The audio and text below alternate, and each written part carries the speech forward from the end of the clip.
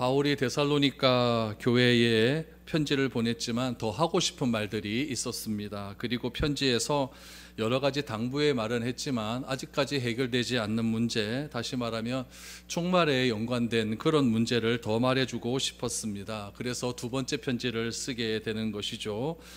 바울은 이 두 번째 편지를 통해서 데살로니가 교회 성도들의 믿음이 잘 자라고 또한 각자의 방법으로 서로를 사랑하고 있음에 감사를 전합니다.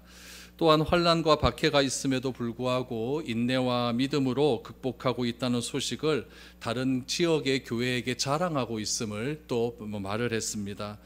하나님 나라의 백성이 된다라고 하는 것은 고난이 찾아왔을 때 고난 때문에 좌절하고 낭망하는 것이 아니라 오히려 믿음과 인내로 극복하는 것이 증거임을 바울은 이야기합니다. 바울은 데살로니가 교회 성도들 향해서 고난 중에 있지만 하나님께서 공의로운 심판으로 이런 모든 어려움들을 잘 갚아주실 것이다 라고 위로하고 있습니다. 결국 바울은 환난에 있는 성도들에게 당장 형통해질 것이다 라고 하는 현재의 형통을 약속하지 않습니다. 오히려 환난과 핍박의 의미를 설명하고 있죠. 그 의미를 통해서 우리가 어떻게 인내와 믿음을 가지고 이런 환난과 어려움을 극복할 수 있는가, 이것을 강조하고 싶은 것입니다. 그래서 고난은 하나님 나라를 위한 것임을 말하고 있습니다. 그래서 바울은 지금까지 1절에서 5절까지 이러한 이야기를 하고 있고 6절에서 12절까지는 고난을 당한 성도들에게 또다시 위로의 이야기를 전하고 있습니다. 그 위로의 이야기 중에 가장 큰 것이 무엇이었냐면은 미래에 받게 될 영광이다라고 이야기를 하죠. 여러분, 현재를 우리가 이길 수 있는 가장 중요한 것은 미래의 이 모든 것들을 영광을 얻게 된다는 것을 우리가 받아들일 때 현재의 어려움을 이길 수 있는 것 아니겠습니까? 그럼 바울이 말하는 미래의 영광은 어떤 것들이 있는지 한번 살펴보죠. 우리 6절, 7절 보시죠. 너희로 환난을 받게 하는 자들에게는 환난으로 갚으시고 환난을 받는 너희에게는 우리와 함께 안식으로 갚으시는 것이 하나님의 공이시니 주 예수께서 자기의 능력의 천사들과 함께 하늘로부터 불꽃 가운데에 나타나실 때에 라고 말합니다. 바울은 분명히 이야기합니다. 환난을 받게 하는 자들에게는 환난으로 똑같이 갚게 하신다. 그리고 환난을 받는 우리들에게는 무엇으로 갚게 해주신다? 안식으로 갚게 해주신다라고 이야기를 합니다. 그분이 누구냐? 주 예수 그리스도신데 그 예수님이 언제 이런 일을 행하게 하시냐면은 다시 이 땅에 재림하실 때 이런 일들을 행하실 것이다 라고 이야기하게 되는 것이죠. 주님이 재림하시는 그때가 바로 주님의 공의로움이 가장 충만케 되는 그때임을 밝히고 있습니다. 예수님이 재림하실 때의 모습은 예수님이 성육신 하셨을 때의 모습하고 달라요. 예수님께서 이 땅에 초림하셨을 때, 제일 처음에 이 땅에 오셨을 때는 가장 낮은 모습으로 오시지 않습니까? 마구간에서 아무도 환영받지 못한 그곳에서 그렇게 예수님께서 오셨다라고 한다면 재림 때는 어떻게 오신다고 이야기합니까? 7절 말씀해 보니까 자기의 능력의 천사들과 함께 하늘로부터 불꽃 가운데 나타나실 때가 올 것이다 라고 이야기하고 있죠. 그때 어떻게 된다는 이야기입니까? 우리의 억울함이 다 풀어지고 고통과 슬픔 가운데서 벗어나게 될 것이다 라고 이야기합니다. 여러분, 왜 이런 이야기를 하냐면요, 사람의 위로에게는 한계가 있지 않습니까? 어떤 사람이 막 슬프고 힘든 이야기를 막 한다고 할지라도 위로할 수 있는 사람에게는 한계가 있습니다. 무슨 말로 다 위로를 하게 할 수가 있겠습니까? 아무리 공감이 된다 할지라도 아주 완전한 위로는 되지 못합니다. 그러나 사람의 위로와 더불어서 닥쳐진 환난의 의미를 바르게 설명하는 겁니다. 그 바르게 설명하고 이것을 잘 극복했을 때에 앞으로 우리에게 나타날 영광을 이야기한다면, 그것을 받아들이게 된다면 위로의 말에 더 큰 힘이 실릴 수 있는 것 아니겠습니까? 그래서 하나님께서 교회 안에 성도들과 함께 신앙생활을 하라고 이렇게 모아주신 이유는 무엇이냐면은 어려움 당했을 때에 그 어려움을 함께 나누라는 겁니다. 나누고 서로 위로의 말을 권면하고 서로 기도해 주면서 그렇게 사람으로부터 위로를 받되 거기에 뭐가 추가되는 겁니까? 하나님의 말씀이 추가되는 겁니다. 왜 이런 어려움이 왔는가? 이런 어려움이 닥치는 의미는 무엇인가? 그리고 이런 어려움들을 잘 극복했을 때 하나님께서 미래에 우리에게 주시는 영광은 무엇인가? 이런 것들이 잘 조화가 되면은 이런 모든 어려움들을 극복할 수 있다라고 이야기하는 것이죠. 여러분, 이것이 종말론적인 신앙을 가지는 사람의 가장 큰 중요성이라는 겁니다. 여러분, 종말이 없다고 생각을 한다면은 여러분, 우리의 어려움들이 언제까지 지속될지 모르는 것 아니겠습니까? 그러나 종말이 있다라고 믿는다면, 기독교의 역사는 처음과 끝이 있지 않습니까? 끝이 반드시 있다라고 한다면 이 끝에 무슨 일이 일어나는가? 끝에 주께서 심판을 하시는데, 그 심판은 불평등이 없는 공의의 심판이 올 것이다. 그 공의의 심판자는 불꽃 가운데 영광스럽게 재림하셔서 우리의 모든 어려움들을 다 해결해 주실 것이다 라고 이야기하고 있는 겁니다. 그래서 혹시라도 여러분 삶 가운데 극복하기 어려운 문제가 있다면 말씀으로 여러분 미래를 바라보시고 우리는 소망을 품고 나아갈 수 있게 되기를 바랍니다. 현재를 바라보면 여러분 힘들죠, 어렵죠. 우리도 지금 많이 덥잖아요. 그러나 우리는 11월 달을 바라보고 가지 않습니까? 추운 겨울 그때가 되면 시원해질 것이다. 그러니까 우리가 어려움도 아픔도 있지만은 장차 주께서 다 회복해 주실 것이다. 이런 것들을 가지고 우리가 나아가야 됩니다. 그러나 이런 것들을 거부하는 사람들이 있어요. 이런 것들을 거부하고 그리스도를 박해하는 사람들은 어떻게 되는가? 나를 핍박하는 사람들은 뭔가 좀 벌이 좀 내려줘야 좀 시원할 것 아닙니까? 그렇죠? 그런 사람들은 어떻게 되는가? 우리 8절 9절 말씀에 보면 이렇게 나와요. 하나님을 모르는 자들과 우리 주 예수의 복음에 복종하지 않는 자들에게 형벌을 내리시리니 이런 자들은 주의 얼굴과 그의 힘의 영광을 떠나 영원한 멸망의 형벌을 받으리로다 라고 말을 합니다. 그러니까 바울은 환난 중에 고통을 당하고 있음에도 불구하고 사랑하고 인내하고 있다고 하는 성도들에게 잘한다, 잘한다, 잘했다 이렇게 칭찬의 말만 하지 말고 그들에게 주어질 미래는 어떤 것인가를 분명하게 이야기하는 겁니다. 우리 전서에도 누군가가 우리 교회 안에서 죽었다고 이야기하죠. 죽었는데 그 죽음을 어떻게 바라봐야 될 것인가, 죽음의 의미를 쫙 설명함으로 그 사람을 위로하지 않습니까? 고통도 똑같은 거예요. 고통의 의미를 설명하고 그 고통을 극복했을 때 미래에 어떤 영광이 오는가를 바울은 지금 이야기하고 있는 것이죠. 특히 우리에게 환난을 주는 사람들이 있어요. 우리 데살로니가 전서를 교회를 바라본다면은 유대인들과 동네 불량배들이겠죠. 그들은 하나님을 거부하는 사람들 아닙니까? 그들을 향해서 우리 8절에 보니까 그런 사람을 어떻게 얘기하냐면 하나님을 모르는 자들이다 라고 이야기를 해요. 하나님을 하나님으로 인정하지 않고 예배하지 않고 거역하는 사람을 하나님을 모르는 자라고 이렇게 평가를 하고 있는 거예요. 복음이 천하에 전파되고 있습니다. 그런데 많은 사람들에 의해서 주님이 전파되었지만 끝까지 주님을 부인하는 사람이 있습니다. 그래서 주님을 부인하고 끝까지 거부하면서 나에게 있는 이념을 더 중요하게 여기고 물질을 더 귀하게 여기고 사람을 의존하며 살다가 인생을 마무리하는 사람을 바울은 하나님을 모르는 사람 이렇게 표현을 하고 있는 것이죠. 하나님을 거부하고 그리스도인을 박해하고 교회를 핍박하는 자들에게는 하나님의 공의에 따라서 반드시 형벌이 주어진다라고 바울은 이야기합니다. 그럼 하나님을 모르는 자들이 받는 형벌은 무엇인가? 우리 9절을 다시 보십시오. 그거를 이렇게 이야기합니다. 하나님 모르는 자들은 주의 얼굴과 그의 힘의 영광이 떠나게 된다라고 이야기합니다. 주의 얼굴과 그의 힘의 영광이 떠나게 된다. 다시 말하면 모든 사람에게는요, 하나님을 믿는 사람이건 믿지 않는 사람이건 다 주의 얼굴이 있습니다. 하나님의 영광이 있습니다. 그런데 그것이 언제 떠나게 되냐면은 주님이 재림하시는 그때 떠나게 된다라는 거예요. 여러분, 이게 무슨 말이냐면요, 예수님을 믿는 사람이건 안 믿는 사람이건 이런 때는 다 덥습니다. 다 덥죠? 예수님을 잘 믿는다고 안 덥습니까? 다 더워요. 그러면 또 우리 겨울이 되면은 예수님을 믿는 사람이건 안 믿는 사람이건 다 춥습니다. 우리 농사를 짓지 않습니까? 농사 지을 때 하나님을 잘 믿는 사람의 눈에는 비를 많이 주시고 하나님을 안 믿는 사람 눈에는 비를 안 주셔서 그 사람들 쫄딱 망하게 하십니까? 아니죠. 성경은 이야기합니다.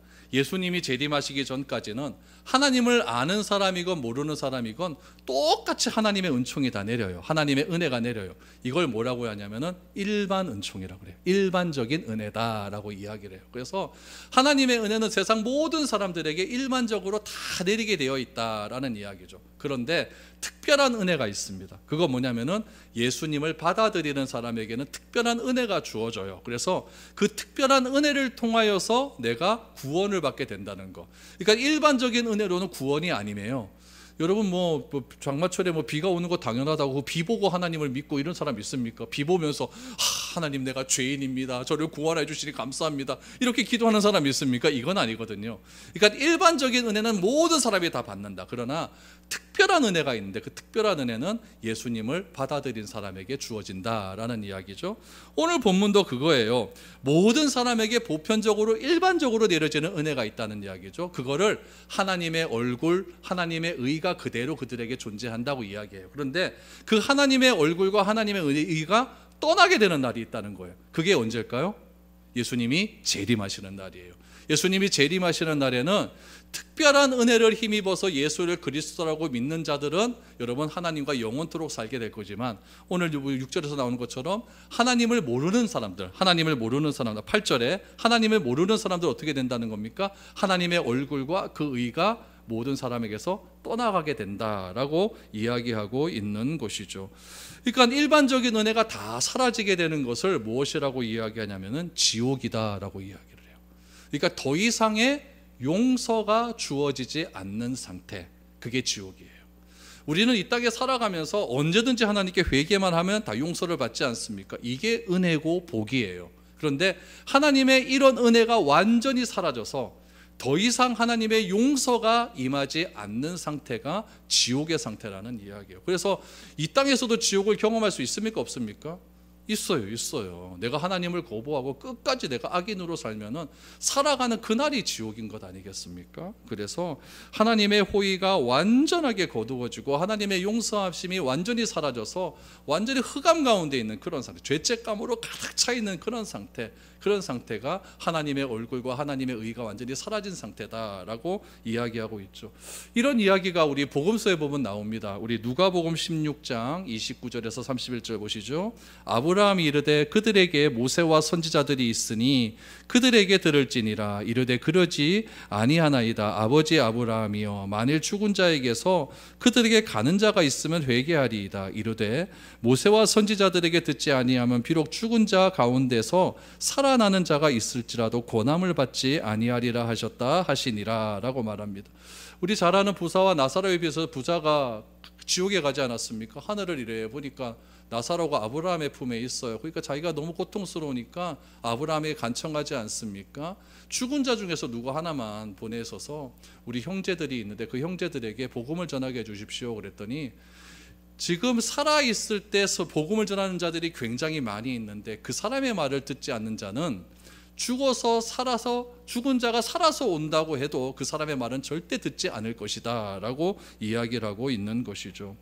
그러니까 지옥의 참상의 극치는 무엇이냐면은 시간의 제한이 없고 영원함이 있다고 하는데, 그 영원함이 여러분 어떤 상태로 계속 영원해지느냐?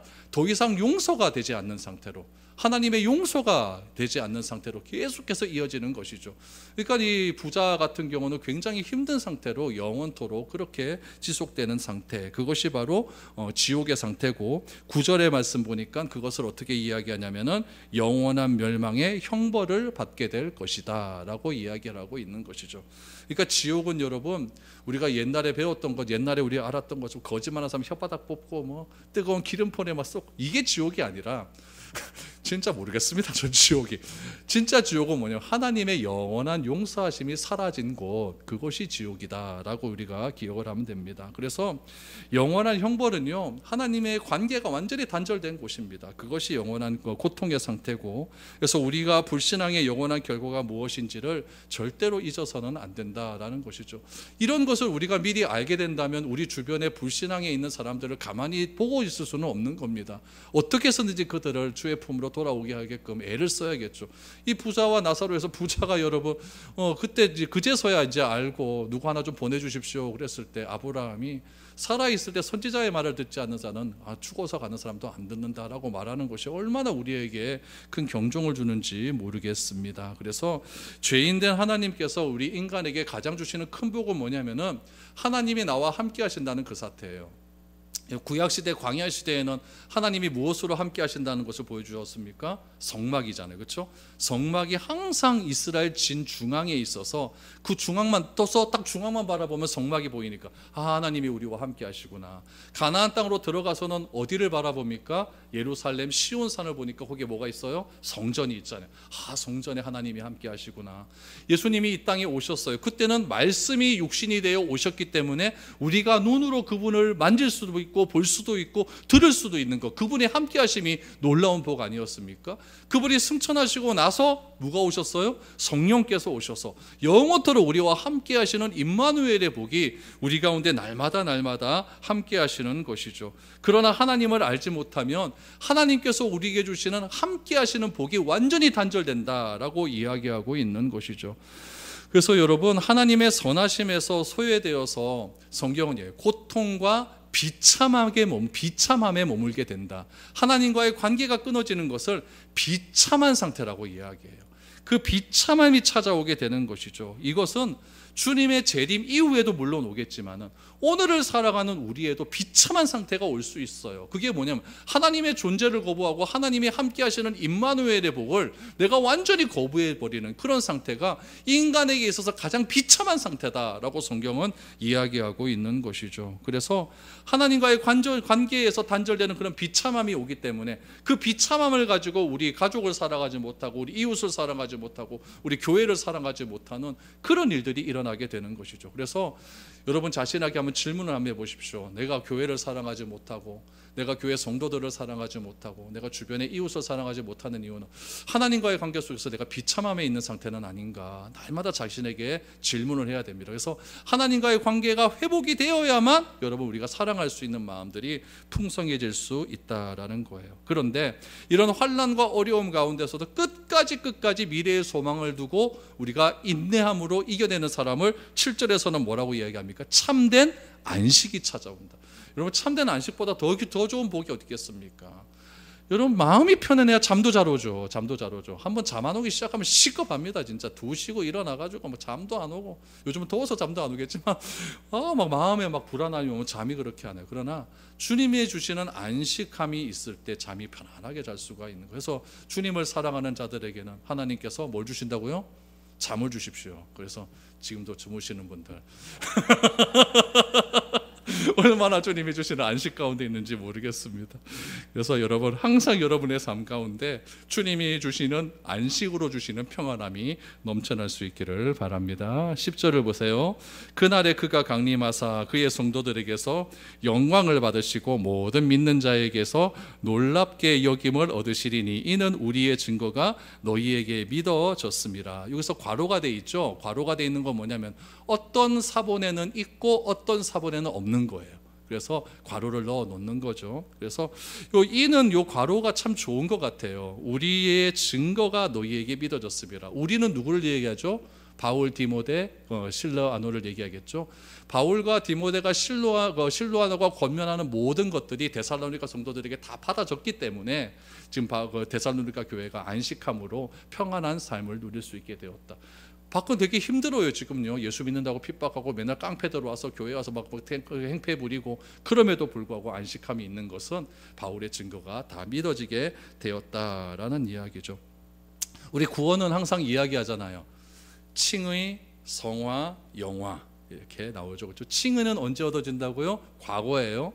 성화는 현재, 영화는 미래예요. 칭의는 언제 얻어진다 그랬죠? 내가 예수를 그리스도로 믿는 순간 칭의, 하나님께서 우리를 의롭다라고 인정해줘요. 이건 딱 한 번뿐의 사건입니다. 성화는 언제 된다고요? 우리의 삶 가운데 매일매일 지속적이에요. 그런데 이 성화는 굉장히 불안해집니다. 그렇죠? 우리가 삶을 살아가다 맨날 죄 짓잖아요. 그러니까 완전히 구원의 삶은 죄를 안 짓는 상태가 되어야 되는데, 의롭다라고 인정을 받았음에도 계속 죄를 지으니까 성령님을 의지할 수밖에 없고, 그래서 조금씩 내가 변화되어 가는 상태예요. 언제까지요? 죽을 때까지 계속 변화되어 가는 겁니다. 변화되어 가다가 주님이 내가 죽기 전에 다시 오시거나 내가 죽은 후에 주님 앞에 바로 섰을 때 우리는 완전한 모습의 구원의 영광에 이르게 됩니다. 이게 영화. 그때 구원의 우리의 상태는 여러분 변화산에서 주님께서 변화된 그런 모습으로 완전하게 바뀌게 되는 그런 상태 아닙니까? 그런 상태로 영원토록 주님을 찬양하고 구원하심이 보좌에 앉으신 우리 하나님과 여호와께 있도다라고 계시록에 나온 말씀처럼 그렇게 찬양하는 상태가 천국의 상태고 영화의 상태 아니겠습니까? 그래서 우리가 그리스도가 하나님의 영광으로 빛난 것처럼 우리도 그리스도의 영광을 영원토록 빛날 수 있는 그런 영광을 바라보면서 오늘 성화의 상태 속에서 매일매일 변화되어 가는 삶이 되어야 되는 겁니다. 그것이 진짜 구원의 삶이라는 이야기죠. 그래서 10절에 보니까 그날에 그가 강림, 그날은 주님이 재림하시는 날입니다. 그의 성도들에게서 영광을 받으신다고 하지 않습니까? 여러분, 성도들에게서 예수님께서 영광을 받으신대요. 어떻게 영광을 받을 수 있을까요? 내가 그리스도처럼 변화되는 겁니다. 완전히 구원받은 상태로 나도 영광스럽게 변화가 되어서 예수님께서 우리의 영광스러운 모습을 바라볼 때 진짜 모든 것들이 영광스러운 상태가 되는구나. 이것이 여러분 천국의 모습이다라는 것을 이야기하고 있는 것이죠. 그래서 참으로 놀라운 변화는요, 언제 이루어지느냐? 주님의 재림 때 이루어지게 된다. 그 천국의 상태는 어떤 상태냐? 오늘 계시록을 보면 그런 것들이 나와요. 그리고 우리 옛날처럼 시냇물이 맑은 물이 흐르고 금사과가 있고 그런 것 고주것대로 다 믿지 마시고, 그런 것들은 그 당시의 사람들의 생각 속에 가장 좋은 곳을 표현하는 상징적인 것이지 진짜 천국이 어디 금사과가 있고 그러겠습니까? 그래서 그렇게 진짜 그 당시의 사람들이 아름답고 제일 좋은 모습이 천국이라고 한다면, 여러분 우리의 천국의 모습은 어떤 모습일까요? 주님과 함께 영원토록 함께 찬양하며 살아가는 삶, 그것이 바로 천국의 모습이다라는 것을 알 수가 있죠. 이렇게 딱 바울이 얘기하고 난 다음에 오늘 이것이 아까 가로 10절에 보니까 우리의 증거가 너희에게 믿어졌음이라 라고 바울이 딱 확증하고 난 다음에 이제 데살로니가 교회 성도들에게 세 가지 기도 제목을 냅니다. 나는 너희를 위해서 항상 이 세 가지를 놓고 기도한다 라고 이야기를 해요. 어떤 기도인지 한번 살펴보도록 하겠습니다. 11절입니다. 이러므로 우리도 항상 너희를 위하여 기도함은 우리 하나님이 너희를 그 부르심에 합당한 자로 여기시고 모든 선을 기뻐함과 믿음의 역사를 능력으로 이루게 하시고 라고 이야기합니다. 첫 번째 기도 제목은 무엇이냐면은 하나님께서 데살로니가 교회 성도를 부르심에 합당한 성도로 여겨달라라는 거예요. 여러분, 하나님이 우리를 선택해 주셨잖아요. 선택해 주시고 불러주셨습니다. 얼마나 감사한 일입니까? 그렇죠? 내가 하나님께서 우리를 지명하여 불렀으니 너는 내 것이라 라고 말씀해 주지 않습니까? 그래서 바울은 이야기해요. 하나님의 부르심에 합당한 자의 삶이 나타나야 된다. 그 삶을 위해 나는 항상 기도하고 있다라고 하는 거예요. 그러니까 데살로니가 교회 성도의 삶은 지금 부르심에 합당한 삶이 나타납니까? 안 나타납니까? 나타나고 있어요. 있는데 그런 것들이 주님이 다시 재림하시는 그 순간까지 항상 나타나도록 기도하는 겁니다. 그래서 여러분들도 미래로 교회를 위해서 기도할 때 이렇게 기도하셔야 돼요. 이 교회는 하나님께서 불러주셔서 세워주신 교회다. 이 교회가 부르심에 합당한 교회가 될 수 있도록, 주님이 재림하시는 그날까지 합당한 교회가 될 수 있도록 우리 성도들을 지켜주옵소서, 이렇게 기도해야 되는 겁니다.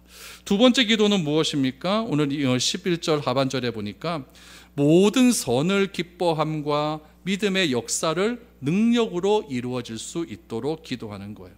여러분, 모든 선은 무엇이냐면은 하나님의 뜻에 맞는 삶입니다. 하나님의 뜻에 맞는 삶은 내 마음대로 될 수 있는 게 아니에요.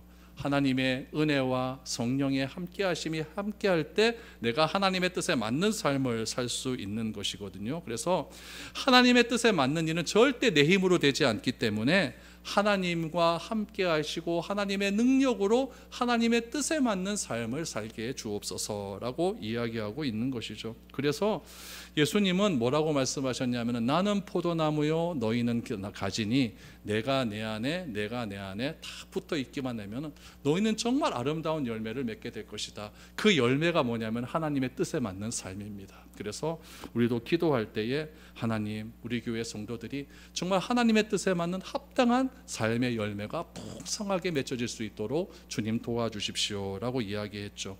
우리 빌립보서 2장 13절에 보면 이렇게 나와요. 너희 안에서 행하시는 이는 하나님이시니 자기의 기쁘신 뜻을 위하여 너희에게 소원을 두고 행하게 하시나니 라고 말해요. 그래서 우리 안에서 행하시는 이는 누구다? 하나님밖에 없어요. 하나님께서 자기의 기쁘신 뜻을, 하나님의 기쁘신 뜻을 위하여 우리 가운데 하나님의 소원을 두셨다는 이야기예요. 하나님의 소원을 주셔서 그 소원대로 행하게 하시는 분이 누구다? 하나님이라는 거예요. 그래서 그 하나님을 의지해서 내가 간절하게 이 세상 가운데 하나님의 뜻을 이룰 수 있는 아름다운 열매를 맺게 해주십시오라고 기도해야 된다라고 이야기하는 것이죠. 그래서 하나님의 기쁘신 뜻을 가지고 아름다운 열매를 맺을 수 있도록 여러분 이것도 같이 기도하시기를 바랍니다. 세 번째 기도는 무엇일까요? 12절입니다. 우리 하나님과 주 예수 그리스도의 은혜대로 우리 주 예수의 이름이 너희 가운데서 영광을 받으시고 너희도 그 안에서 영광을 받게 하려 함이라 라고 말합니다. 이거 복잡하게 써놔도 딱 하나입니다. 하나님, 은혜가 필요합니다. 교회에는 은혜가 필요합니다. 하나님. 그런데 그 은혜의 필요성을 이렇게 얘기하죠. 은혜를 통해서 예수의 이름이 나를 통해 영광 받으시고, 그렇죠? 우리도 주님 안에서 영광받게 해 주옵소서라고 이야기합니다. 여러분, 자식이 잘 되면 부모의 영광도 되잖아요. 그렇죠? 입신양면하면은 아주 부모의 영광도 되는 건 아니겠습니까? 예수님도 마찬가지예요. 오늘 본문을 통해서 은혜가 나에게 풍성하게 임해서 내가 은혜의 삶을 살게 되면은 나를 통해 예수님의 이름이 드러나게 된다는 거예요.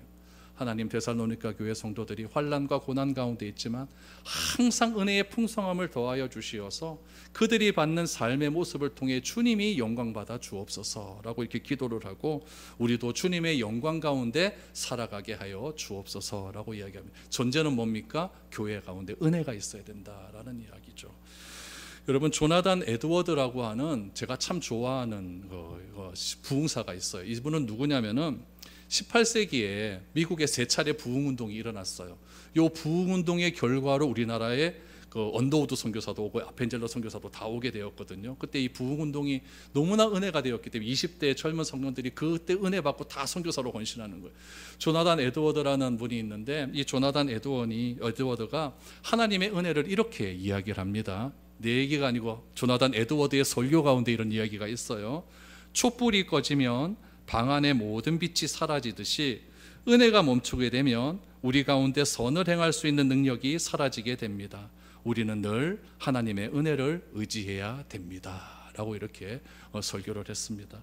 우리 안에 그리스도가 영화롭게 되고 그리스도 안에서 우리가 영화롭게 되기를 바랍니다. 그러기 위해서는 항상 은혜가 넘쳐나야 됩니다. 그래서 여러분, 기도하실 때 하나님, 우리 미래로 교회 가운데 설교를 들을 때에, 기도할 때에, 찬양할 때에, 성도 간에 교제할 때에 항상 은혜가 넘쳐나게 하여 주옵소서. 그 은혜를 통해서 교회가 점점 아름다워지고 성숙해지고 질이 높은 교회가 될 수 있도록 하나님 도와 주옵소서라고 기도를 하시기를 바랍니다. 그래서 우리가 날마다 은혜를 힘입어 살아갈 때에 주님이 내 안에 계시고 내가 주님 안에 계심으로 그 상호 간의 영적인 그런 연합을 통해서 놀라운 하나님의 영광이 드러나게 되는 것입니다. 이런 은혜를 통해 우리 미래로 교회도 더욱더 한 단계 좀 성장할 수 있는 그런 교회가 되었으면 좋겠습니다. 바울이 기도하는 이 세 가지 기도 제목을 꼭 기억하시기를 바랍니다. 하나님이 교회를 불러주셨으니 이 교회가 부르심에 합당한 교회가 되게 하여 주옵소서. 모든 선한 일에 아름다운 기쁨의 열매가 맺혀지게 하시고 교회 가운데 은혜가 풍성하게 넘쳐나서 하나님의 영광이 나타날 수 있는 그런 교회가 되게 하여 주옵소서. 이것이 바로 데살로니가 교회를 향한 바울의 기도였다면은 바울은 천국에서 아직도 이 지구상의 모든 교회를 향하여 우리 미래로 교회를 향하여 기도하고 있는 줄 믿습니다. 우리 교회를 위해서도 여러분 간절히 기도하셔서 이런 풍성한 은혜가 날마다 넘쳐날 수 있는 경험되어지는 그런 아름다운 교회가 될 수 있기를 축복드립니다. 기도드리겠습니다.